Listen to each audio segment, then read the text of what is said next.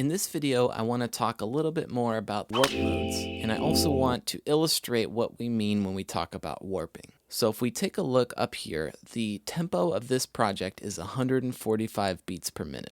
If we click on this audio clip, we could see that the tempo of this audio clip is also 145 beats per minute here under segment BPM inside the clip view. That means that if I change the global tempo to 150, Ableton Live will sync this audio clip to the new project tempo. However, we need to make sure that we choose the right warp mode. So let's talk more about the warp modes.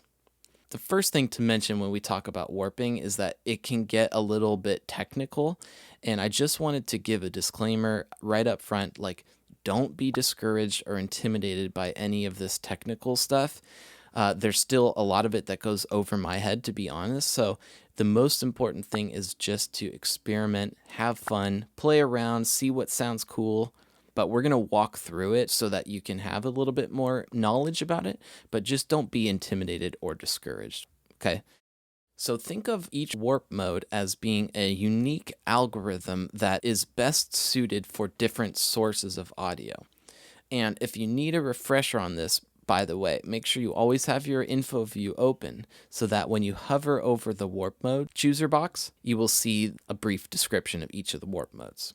So again, each warp mode sort of is best suited for a different kind of audio. For example, the first warp mode, beats, is best for beats.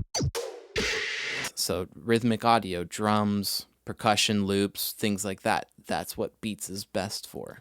The second one, tones, is best for clearly pitched audio.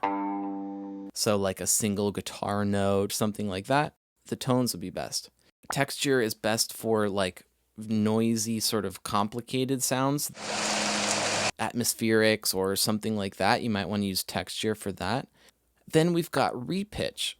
The repitch warp mode is really cool. You can do some really fun stuff with that. That changes the pitch of the sample in order to sync it up to the timing. So that's pretty wild. So like if you increase the global tempo, the pitch of this clip would be raised. And if you decrease the global tempo, the pitch would be lowered. Think of it like a record player. If you change the speed on a record player, it's going to change the pitch. Okay, that's repitch. It's a lot of fun. Then we have complex and complex pro finally. They're best suited for complex audio. So maybe like chords, like these piano chords would be good for complex, or like an entire song if you're bringing an entire song in and you want to change the tempo. If you're remixing, something like that. And then complex pro, sort of similar algorithm, but you have performance and an envelope parameter that you can adjust. So for this keys sample, I would probably choose complex or complex pro. For these claps, however, I would probably choose the beats warp mode because it's rhythmic audio, right? And remember that each of these settings are unique to each clip. So if I copy and paste this clip over, I can change the warp mode of this clip to complex, and this clip is still set at beats. So just remember that these settings are individual for each clip, okay? Now, just because this menu over here tells you what each of the warp modes is best at, doesn't mean you can't totally break those rules. So sometimes it's fun to sort of do the wrong thing.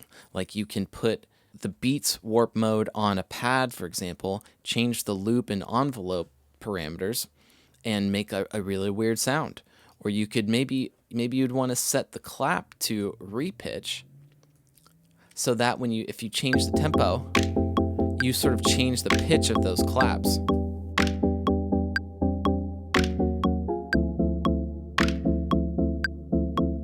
Maybe you want them to be pitched down like that, right? So that's just an example of you can play around with these warp modes to accomplish different things. All right, so that's a brief introduction to the warp modes.